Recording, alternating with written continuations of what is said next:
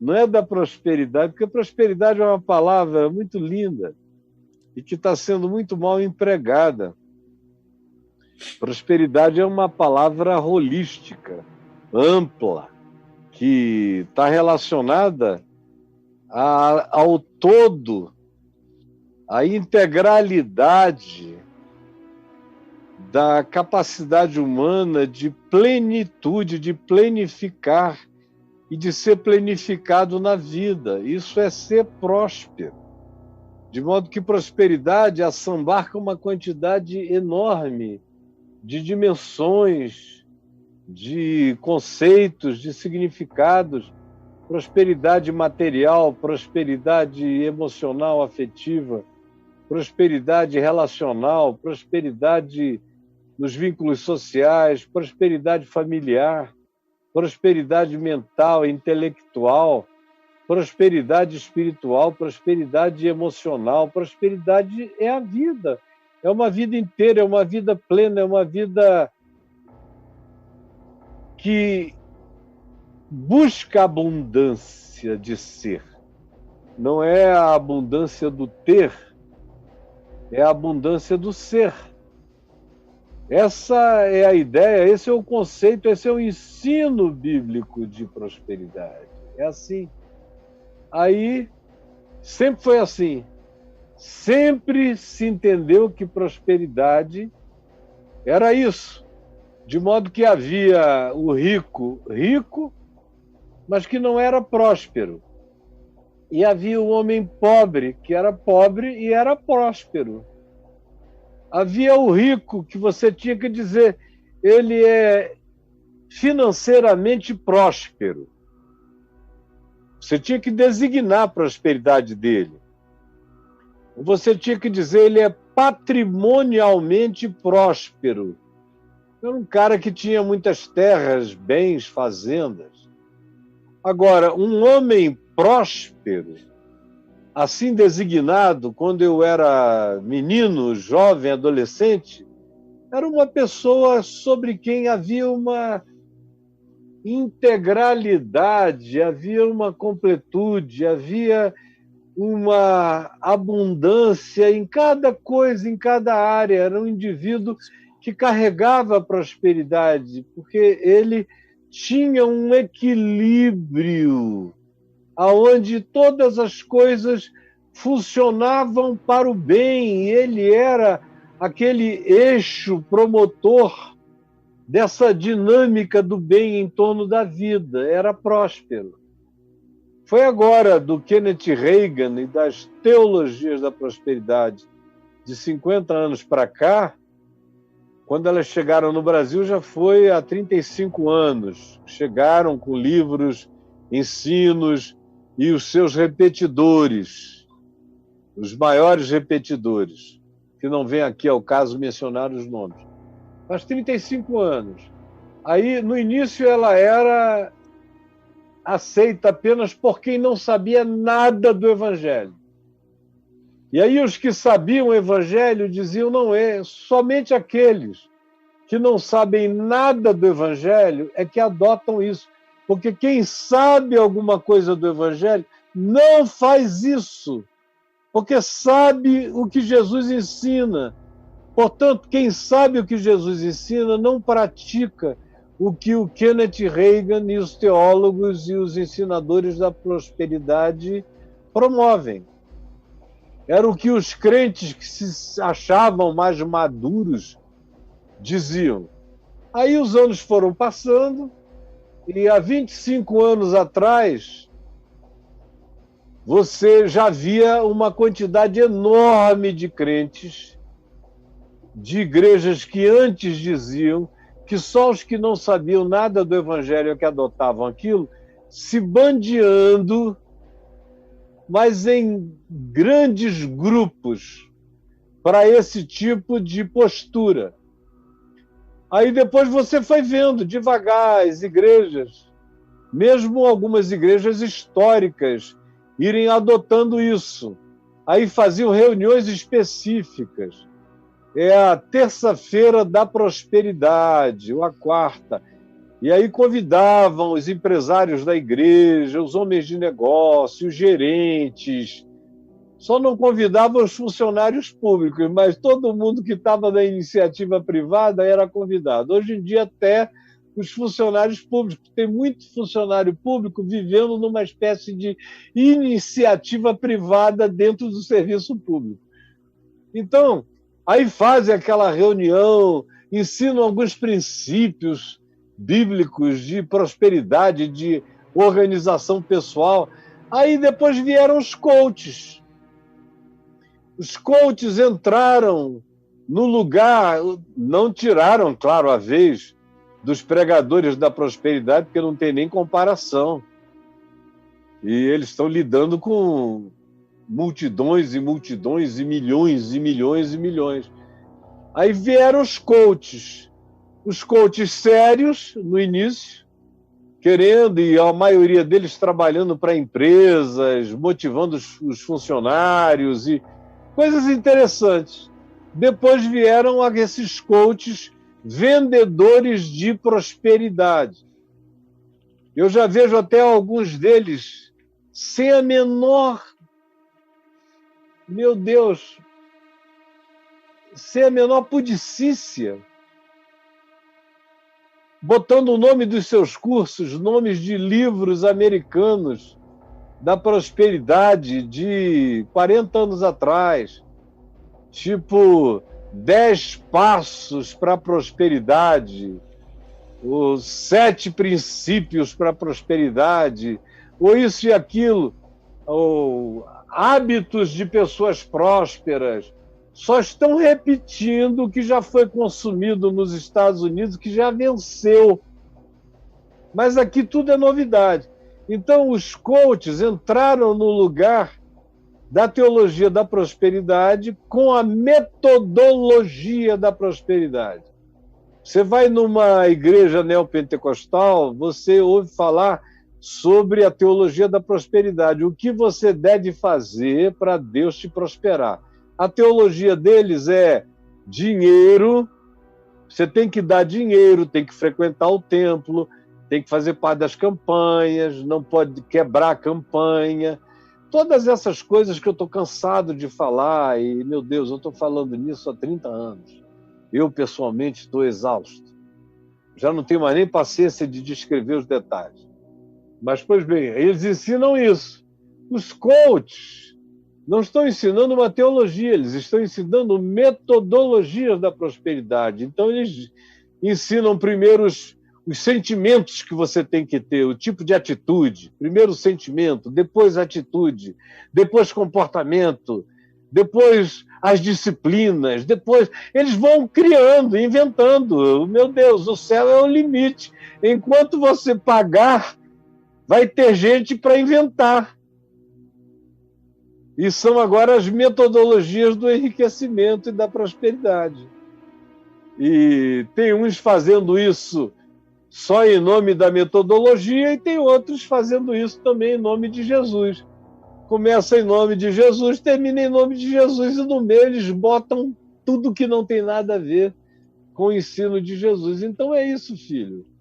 E ainda vai haver, os coaches serão vencidos pelos próximos, que eu não sei o que serão.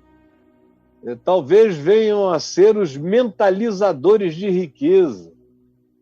Mentalizadores de riqueza. Talvez surjam os coaches quânticos. Já tem alguns coaches quânticos, mas não sabem nada de física quântica. Vai ser perigoso é quando surgirem alguns falando coisa com física quântica e te ensinando isso como mentalizar para enriquecer. E aí, como mentalizar sobre os outros. Já estou dando aqui uma ideia para a próxima geração de enganadores enganados. Você está dando pulo do gato para mais outras gerações também. Hã? Você está dando pulo do gato para os caras aí. Cara, porque, sinceramente, se eu tivesse na deles, eu já estava lá na frente. É que eu não estou nessa. Meu negócio é outro, é falar do Evangelho de Jesus, princípios do Evangelho. Agora, se eu tivesse aqui para dar uma de coach, desculpa. Cara, se o céu fosse o limite, a minha cabeça, do jeito que ela é, e eu conhecendo todo esse material também desse povo todo, que eu já conheço há 40 anos, 50 anos quase, não ia ter para ninguém, porque a coisa mais fácil é enganar gente. A coisa mais difícil é ensinar a verdade para gente. Mas não tem nada mais fácil do que enganar gente. Ensinar a verdade é difícil. Agora, enganar gente é muito fácil. E eu sei que se eu me entregasse a esse mistério, ia ser um furor demoníaco. Porque os caras estão começando, eu já sei onde eles vão chegar, já é tudo mesmo. Só para você que não sabe nada, que vai lá e gasta uma baba, para no final ficar babando sem nada. Eu já vi esse filme milhares de vezes. Eu invejava os arrogantes ao ver a prosperidade dos perversos. Ele reconhece que o cara é perverso, é arrogante, mas não faz mal. O que importa é ter o que ele tem, é alcançar o que ele alcançou, é ser como ele é. E você nunca vai ser como ele é se você for esse bobo piedoso que quer manter o coração puro para com Deus, esperando nessa bondade de Deus para com os de coração limpo. Quem faz isso é idiota, ultrapassado. O negócio agora é aprender a usar a inveja contra ele, a vencê-lo, a estabelecer a sua supremacia. Ao invés de ver a prosperidade dos perversos, você vai e toma a prosperidade deles. O direito é seu, como se você pudesse fazer isso sem ficar igual a ele ou até pior do que ele. O que eles não te ensinam é que você vai se tornar um ser horroroso para a gente competir com o perverso nas coisas e causas que o perverso valoriza, nessas prosperidades palpáveis, para você vencê-lo só ficando como ele e pior do que ele. Isso ninguém te ensina. Eles dizem que tem um meio de você fazer isso sem ficar como ele, mas não é verdade. Tanto quem te ensina quanto você que seja o ensinado se tornará, se levar isso a sério, pior do que aquele perverso a quem você inveja. Por que você tem inveja deles? Por causa de um estilo de vida deles. Você tem inveja desse negócio. Faz 3.000 anos e continua tudo igual. Meu Deus, não mudou nada. Por quê? Porque a inveja é de não ter preocupações, como diz aqui o verso 4. Porque para eles não há preocupações. Eu quero para mim também grana, eu quero só dar uma piscada e alguém paga. Quero só fazer um gesto e alguém realiza. Eu quero ser poderoso, eu quero ser temido, eu quero ser visto. Eu não quero ser amado, eu quero ser temido. E eu quero que todo mundo saiba que eu não sou um otário e que ao meu menor movimento agora a obediência é devida a mim. Eu não quero mais ter preocupações na vida. Quero ter tempo para cuidar do meu corpo, para ficar tão sarado quanto eles, tão forte quanto eles, tão bem tratados quanto eles. Eu quero ter um geriatra especialista em aging cuidando de mim, porque eu quero ter uma vida longeva como a deles. Sim, eles não partilham das minhas canseiras, das canseiras dos mortais. Para eles não há fila, para eles não há embaraço, para eles não há nada disso. Eu quero isso para mim. E estou fazendo qualquer negócio, e estou pagando qualquer um para me ensinar como é que é isso. Quero me dissociar das canseiras dos mortais, Não quero ser afligidos como os outros homens. Eu quero que a minha vida aconteça num piso, numa plataforma acima dos outros demais mortais infelizes deste mundo. É isso que eu busco. Tem gente vivendo assim e tem cursos me ensinando a me tornar desse jeito. Então, olha, Deus é bom.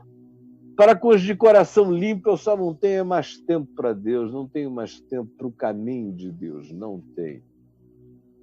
Resolvi transformar a inveja em virtude, a arrogância em poder, decidi transformar a perversidade em caminho de prosperidade.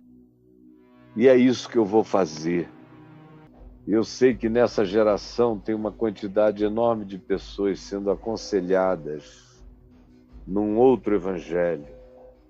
Todo dia alguém me manda algum coach ensinando a usar o poder da cobiça, o poder da inveja, o poder da arrogância, o poder da soberba, o poder da agressividade, o poder da violência, o poder dos primeiros lugares, o poder da imagem ofertada, o poder da venda de uma construção, de um holograma de pessoa que você aprendeu num curso, que não tem nada a ver com sua personalidade.